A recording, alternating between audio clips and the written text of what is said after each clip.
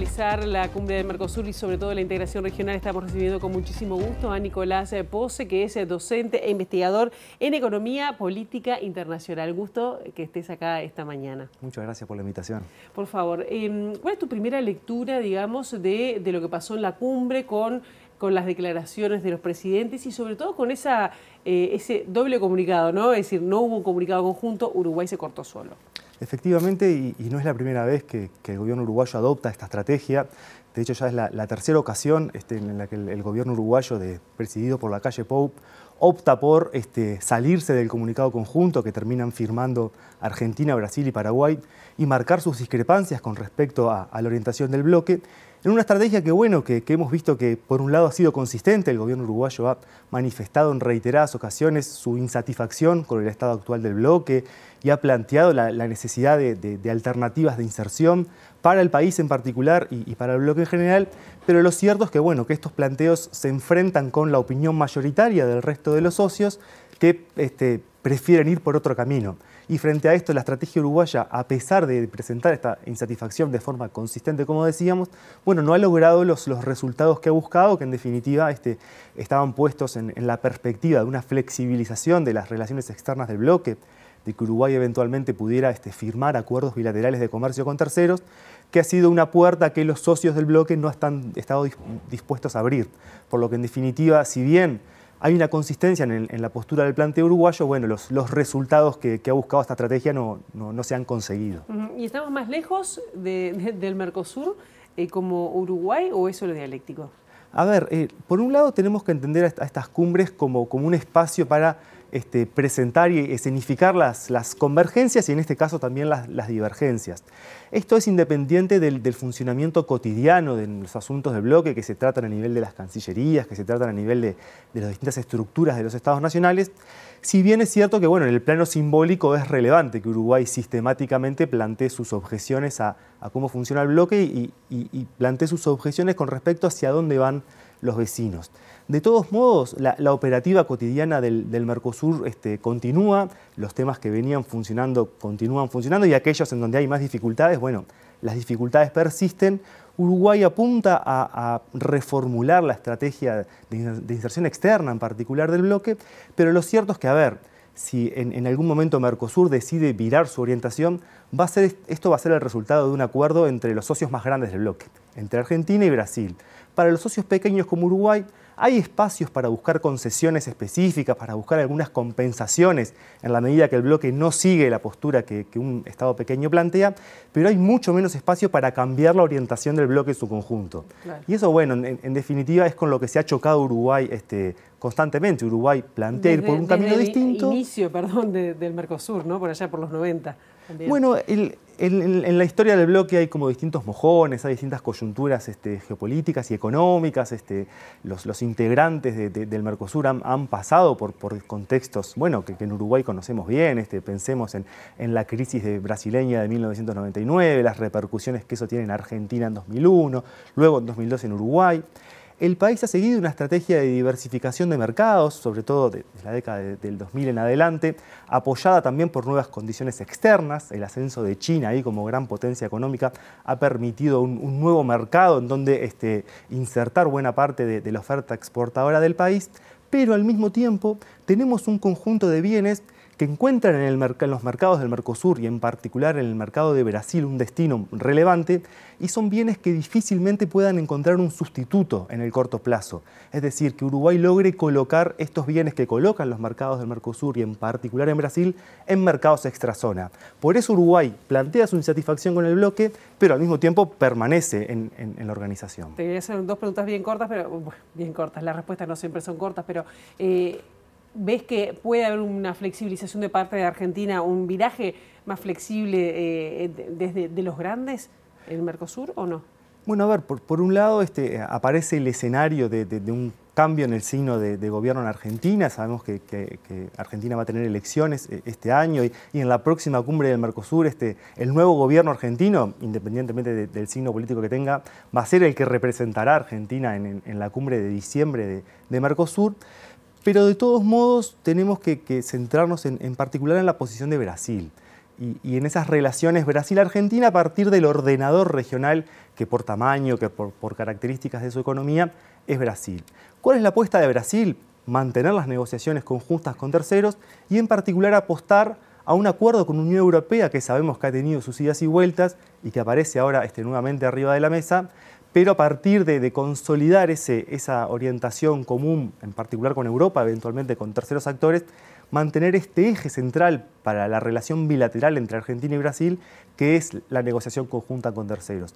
Porque en el fondo hay una aspiración, que es la aspiración de procurar la consolidación de una unión aduanera a nivel del Mercosur. Claro, porque acá hay una cuestión política y una cuestión económica, ¿no? ¿Qué es lo que lo diferencia, si querés, o corregime tú que sabes más de esto, con ALADI, que es un paraguas un poco más comercial? ALADI lo que tiene es que es un paraguas mucho más flexible. ALADI permite la búsqueda de acuerdos de alcance parcial, permite que si todos los miembros de ALADI no están de acuerdo en algún asunto, algunas partes de la organización, algunos miembros, busquen un acuerdo a nivel bilateral o entre bloques más pequeños de países que forman parte de esta organización. En cambio, el Mercosur trabaja bajo el mecanismo del consenso.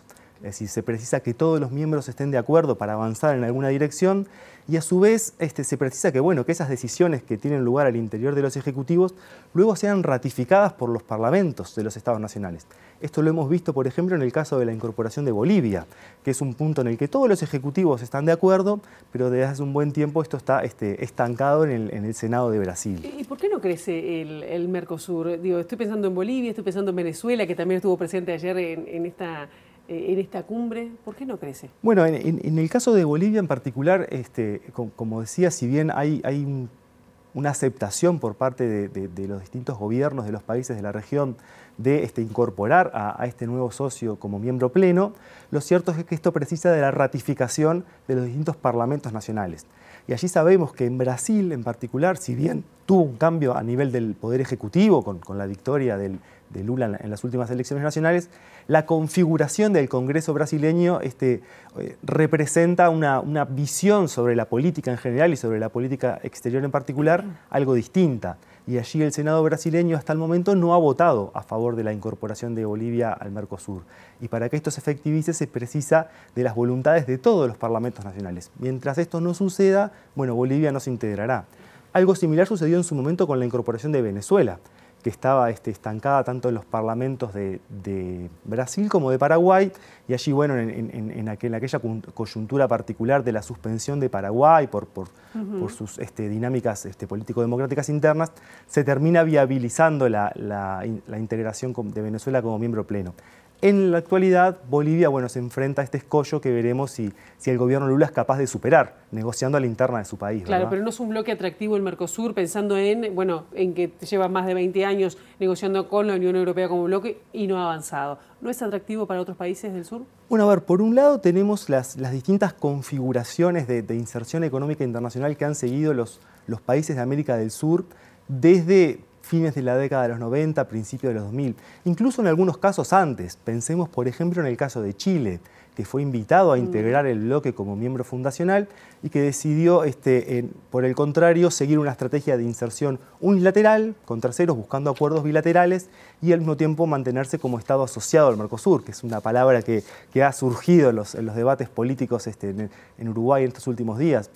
Otros miembros del Pacífico, de América del Sur, han seguido una orientación de política económica exterior distinta, con la búsqueda de acuerdos bilaterales con grandes potencias, sea Estados Unidos en su momento, sea la Unión Europea, mientras que Mercosur ha seguido otra estrategia, que en su momento más centrada en lo que se conoció como el regionalismo posliberal o regionalismo poshegemónico, esta idea de buscar ensanchar la agenda de la integración regional hacia otros temas, no necesariamente económicos.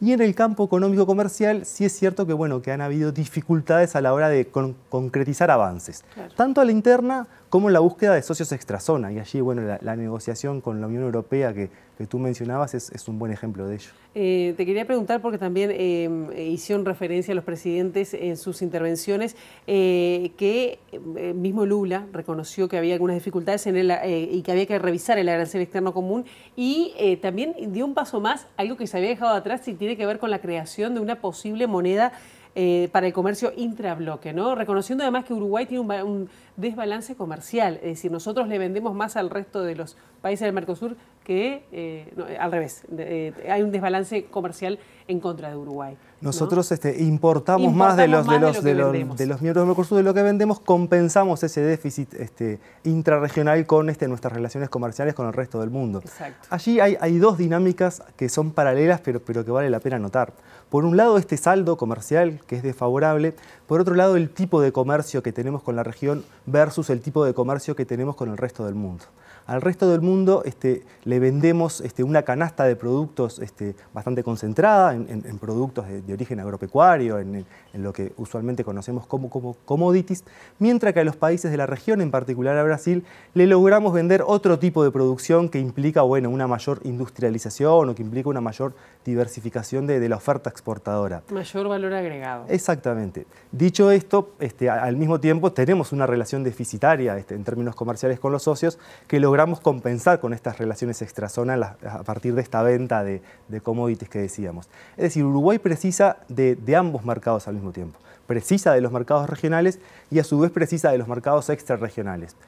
Esta estrategia de Uruguay de enfatizar en este segundo componente de la inserción externa, tiene el desafío de al mismo tiempo asegurar el mantenimiento de los mercados del Mercosur.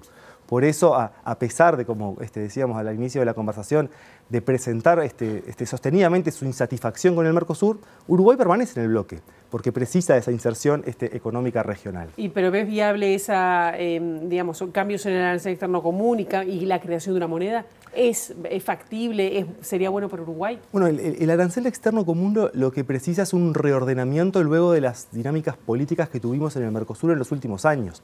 Recordemos que durante el mandato del gobierno anterior de Brasil, liderado por Jair Bolsonaro, Brasil presionó fuertemente por una rebaja del arancel externo común, inicialmente en niveles bastante ambiciosos. Inicialmente Brasil propuso reducir a la mitad el arancel externo común que aplicaban los países del bloque. Argentina se oponía a esto y finalmente terminaron acordando un compromiso. Una rebaja del 10% para algunos bienes y Brasil aplicó una rebaja adicional del 10% amparada en una cláusula de emergencia que se prevé en el marco de la LADI para volver a esta organización que hace una suerte de paraguas a lo que es Mercosur. Lo cierto, esto ha generado que en los hechos haya múltiples aranceles externos comunes operando al mismo tiempo, por lo que se precisa reordenarlos. Por otro lado, en cuanto a la moneda común, allí más que la formulación de una moneda propiamente dicha, lo que los países están explorando es la búsqueda de comerciar internamente al interior del bloque sin la necesidad de recurrir a la divisa estadounidense. Y esto remite en particular a las condiciones financieras de Argentina en la actualidad, porque muchas de las medidas de protección comercial que usualmente aplica Argentina, pensemos por ejemplo en las licencias no automáticas, muchas veces no tienen una racionalidad de protección comercial, sino que lo que buscan es administrar la escasez de divisas. Entonces, lo que buscan los países es generar mecanismos alternativos para poder sostener el comercio intrarregional superando esta restricción.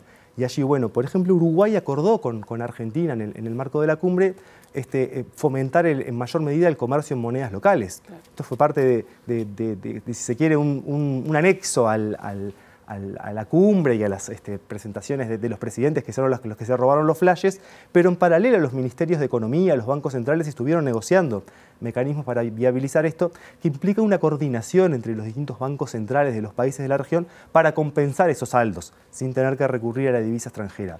En la medida que hay restricciones financieras en Argentina que son de carácter estructural, buscar estos mecanismos alternativos es bien importante para poder sostener y fomentar el comercio al interior de los países del bloque. Para una respuesta muy breve, la presencia de Lula va a potenciar, a movilizar mejor el Mercosur en esta próxima etapa. Bueno, eso era la expectativa, ¿no? Que tras años de un gobierno brasileño que apostaba por otra orientación de inserción tanto económica como política, la expectativa era que el gobierno Lula reimpulsara el Mercosur. En ese marco, las agendas están comenzando a desarrollarse, tanto a nivel interno como en las relaciones extrazona, y allí, creo que el próximo semestre la negociación de nuevo con la Unión Europea va a marcar un poco el ritmo de la agenda regional. Veremos hasta qué punto el gobierno brasileño logra concretizar alguna de las agendas y de las iniciativas que trae. La voluntad política parece estar, veremos hasta qué punto esto logra avanzar. Nicolás, muchísimas gracias. Muchas gracias por la invitación.